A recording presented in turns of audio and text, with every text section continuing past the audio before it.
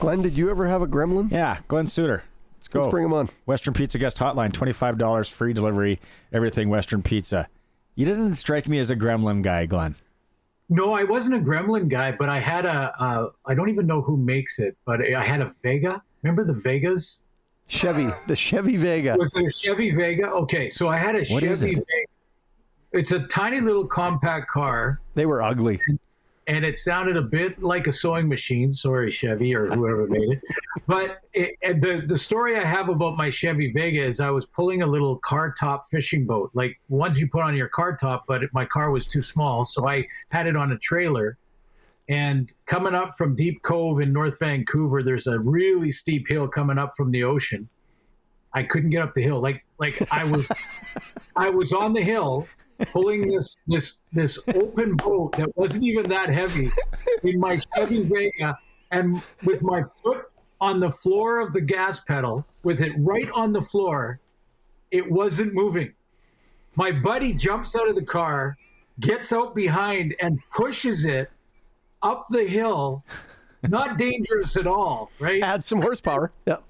Yeah. And so we had that one extra man with the horse. He was the horse that was pushing it. That was my Chevy Vega. It was right about then I said, okay, I better up. I just pulled it up here. It's not a bad looking vehicle. It looks like a miniature version of a Camaro. Yeah, The front. they probably way. This is back in the 80s. I mean, you're talking. Well, I'm not looking at a 2025 Vega. I'll tell you that. They're all older vehicles. They don't make Vegas anymore. They don't make. I don't know, but No. The one I had, honestly, is there such thing as a one cylinder? I don't know. Like that, 'cause It's called a bike. yeah. Fred Flintstone. Exactly. Hey, we covering desserts. What's the best dessert your wife makes? Oh, well, my favorite dessert is those Dairy Queen cakes, those ice cream cakes. I love those. Those are always, and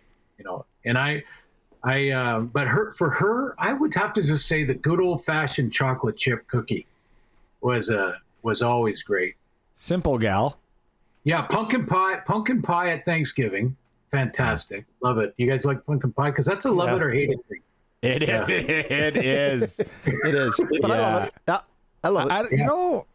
I don't care for it. You're weird. How do you not? You're like wearing a cardigan. How do you not like pumpkin pie? Yeah, no, but the chocolate chip cookies, the key is the chunk chips, not the chips, but the chunky chips. Yeah, That's like the key. what the decadent that you get at no free plugs, but at a certain big supermarket, and it would dipped in milk. Like the problem with that is, though, I can't stop at one or two. If that bad boy's coming home, You're eating the whole thing. oh, I feel disgusting after. How many of these cholesterol pills should I take? No, those are bad. Those are bad. I saw them the other day. I was at the. You walked away. I was at the pharmacy version of that store, and I'm like, oh, decadent. Nope, Yeah. don't do it. Back away, not today. Disco lady. Hey, Joe. Yes. Joe, getting a look down. You know, really, when you think about it, Glenn, he didn't play a heck of a lot last year. So it's good for the kid. We interviewed him back in November, full of piss and vinegar. Gotta love him, and getting a look down there, right? Like somewhat surprising. What do you think? We shouldn't be surprised. Honestly, I'm surprised. If there's any surprise here, it's that the NFL hasn't, sooner than they do now, dug deeper into the Canadian Football League athlete. Honestly, I just, there's so many guys up here that could play in either league and have that ability. But for a long time, the politics in the NFL wouldn't allow for it. So scouts down there are thinking, we're going to our Division I teams, Division I college teams. That's the start of the recruiting. They go through free agency, and then maybe a few Division II get a chance. But the division you play college football in sort of stop the opportunity almost if when you're talking NFL. And I know people say, well, wait a minute, they'll find the best players in the world, won't they? Well, yes, they do look for them, and that's why a guy like Cameron Wake, remember Cameron Wake in Vancouver? Oh yeah. Yeah. He was one of those guys that they did find him. They did finally get to him, but they're fighting their own politics when it comes to recruiting out of Canada, recruiting a Canadian athlete, a U Sports athlete. That quarterback in U Sports, I can't remember his name right off the top of my head, but that quarterback that's going down to the NFL camp, that's almost never happens because of the politics, not because of the quality of athletes. So JoJo doesn't it doesn't surprise me. It just surprises me that they keep taking this long to come and look at these guys. Now, Are you talking about the quarterback of Taylor Elgersma? Yes. Yeah.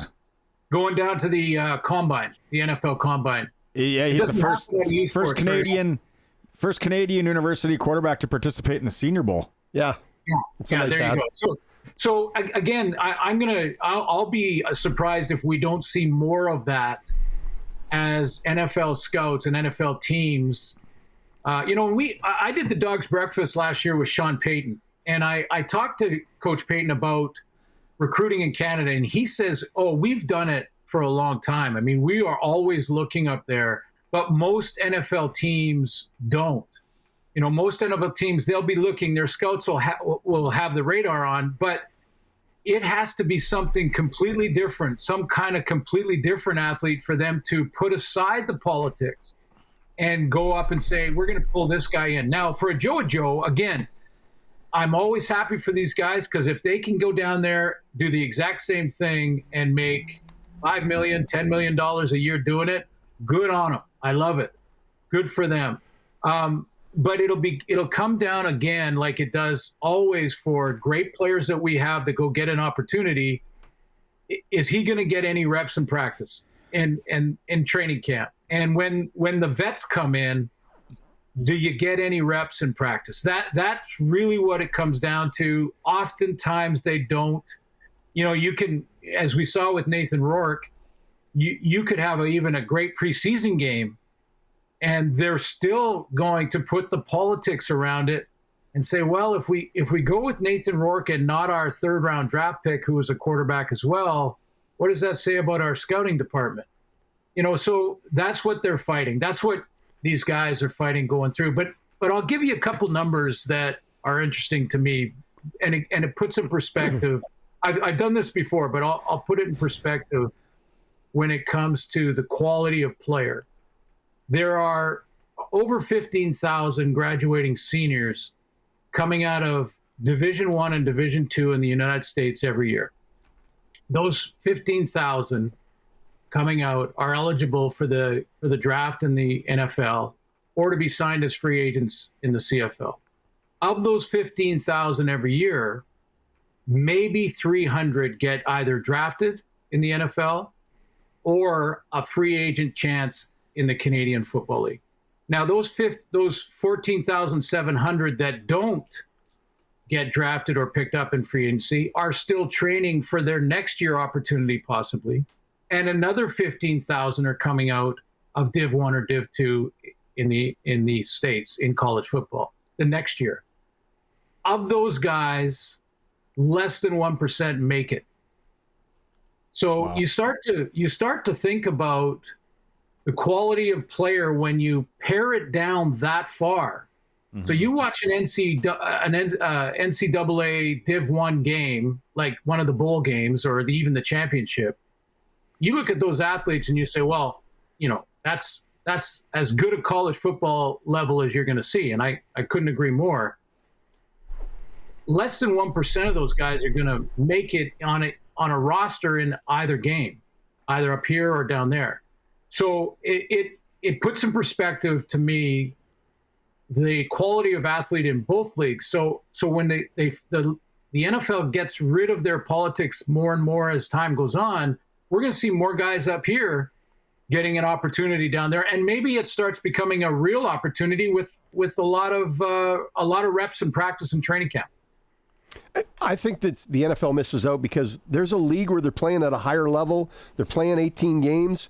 They're playing pro football. They're learning that experience. The NFL's miss out if they don't look at the CFL as an opportunity for them to find more players. It's clear that guys can play, maybe not all positions, but it's clear that guys can play when they go back. Yeah, it's a good point. And when you think about the line of scrimmage, they're different enough games at the line of scrimmage that it's probably harder to find offensive linemen up here that could make it down there. There's a few, and we've seen quite a few go down there, but they're often bigger.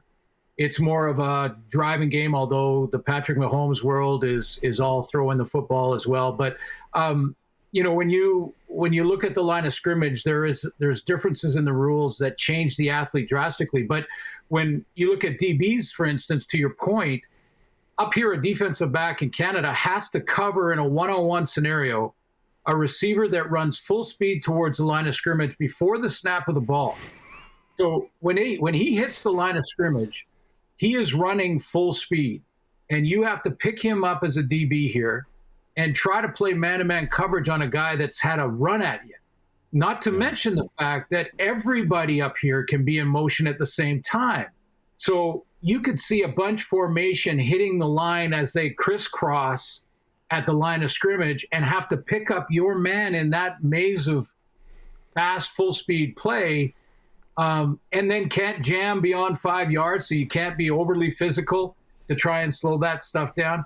And that kind of training, I would say, you go down there as a DB, for instance, boy, you should have a real advantage in just playing straight man-to-man when you can be right on the line of scrimmage, playing jam or bump-and-run coverage, and playing man when you've had to play it up here. So, I agree. And listen, don't get me wrong. There are world-class athletes playing in the NFL. My point, though, is the perception that it's second here is wrong. The athlete here is world-class as well. It's just about opportunity. And I hope a Joe gets reps in camp.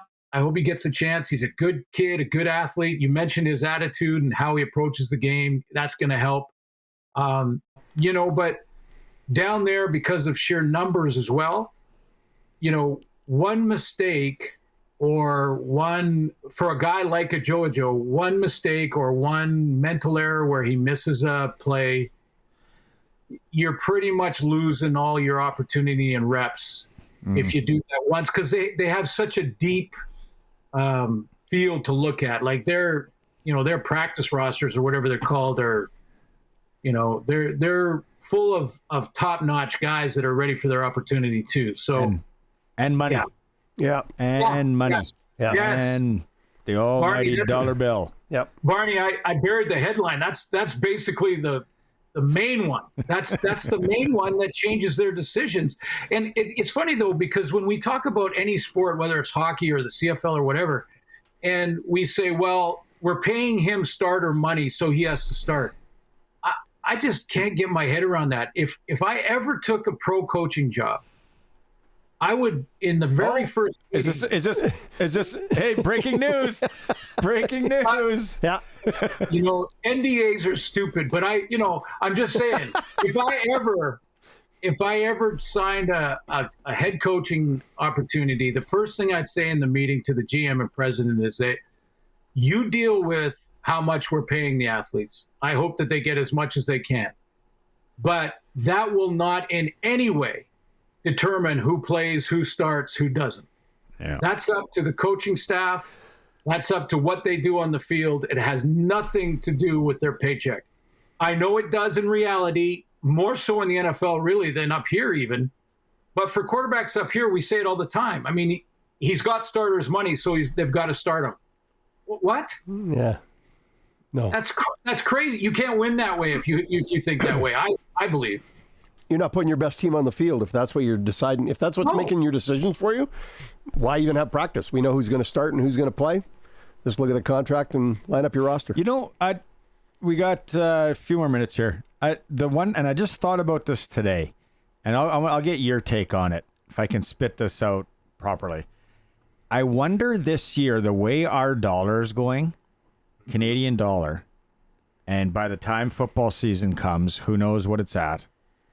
I wonder if athletes will decide to maybe just start a career if they got an opportunity instead of chasing that dream just because of where our dollar could be. I think most of the guys down there, first of all, it'll really help. I mean, they have to pay taxes twice unless that's changed in recent years. An American coming up has to pay taxes up here, taxes down there. It's tough, and it doesn't go quite as far. The change in the dollar would help them in a big way. Absolutely. When you're talking guys in the NHL that are making American money, even if they play on a Canadian team, yeah, big time. Now you're talking about a Canadian kid that lives in Canada year round and is making U.S. currency and is spending it in Canada. Wow, huge advantage for those guys. That would be big time wanting to play in Canada and live up here. But yeah, I think the motivation, honestly, for those guys, though, is when they're, obviously they want to be drafted in the NFL. They want to try and get on a roster there and make that life-changing money. But if they don't, whether it be that tweaked ankle in a test that they did, they run a 40, they tweak their ankle or something, and now they're not quite at top speed in that first mini camp. And that's it. That was their chance. They want to keep their dream alive. They come up here and they play. And most of them, honestly, most of the Americans come up here and play, fall in love with our game, fall in love with our country and the cities and the fans. Don't fall in love with the lower, smaller paycheck than they would get down there. but they do fall in love with the country and the league. They get to learn about how you can have multiple taxes taken off of a paycheck and other places. Okay, in closing, quickly, you got any kind of predictions? What are you curious about when it comes to the NFL games this weekend? Yeah, I've been looking at that. Jaden Daniels is the wild card for me. When they score 68 points in 2 playoff games, I start to think maybe they can outscore any team. Now, the Eagles are a different beast because of Jalen Hurts. I believe is a little nicked. That's something you got to watch. But Saquon Barkley is that grinding. Let's put it this way: Washington will load the line of scrimmage to stop the run game. They are going to try and do everything in their power. So Jalen Hurts is going to have to throw for 202 touchdowns, and if he does that, they might be able to beat Washington. But they're kind of that old school team. But this running back Barkley, he is the real deal, man. Like this guy, I think even if they load the box, they might not be able to stop him anyway, because that run game is something special. So how would you like to be a New York Giants scout fan that just let him walk? Yeah. Oh, yeah. Real deal. It's amazing what motivation will do, right? Like, there's a team that doesn't want me. Okay, watch me now. and then do you have Kansas City Chiefs fatigue, or are you okay with the Chiefs and what they're doing, or are you rooting for the Bills, or where do you land there? Well, I'm sort of rooting for the Bills, only because of Patrick Mahomes. Not that he's being favored or protected by the refs or anything. I don't believe in that. But because of him trying to manipulate a call or flop on a call or something, that just I hate it. It is a pet peeve. So for that reason, I'm voting or rooting for the Bills. But I am having tons of fun. I don't know if you guys are, but if you go on social media and you hear how these guys on social media show a replay of Patrick Mahomes, and they go, okay, the great savior Patrick Mahomes, the superstar player, drops back. Oh, what a tremendous handoff. Wait a minute. Before the snap of the ball, there were 3 penalties on the defense for pass interference. That player, number 44, will be executed after the game for coming anywhere near Patrick Mahomes. So these voiceovers with actual clips of Patrick Mahomes are priceless. I found myself scrolling through my phone listening to these things, laughing out loud, going, "Oh my goodness, this is why kids love social media, I guess." But man, I am having some fun with that stuff. Yeah, that's the only way I watch the games nowadays. That's how I figure out the scores. I just see them, and it's like, oh, we'll be executed after the game, interfering with Patrick Mahomes' personal bubble. Yes. All hail Chiefs. His personal bubble. I love that. Yeah. Infringing his personal bubble. He will be So executed after the game. Yeah. All right, let's see how it all lands, and then we'll chat Tuesday and put a bow on it. Thanks, Glenn. Okay, thanks, guys.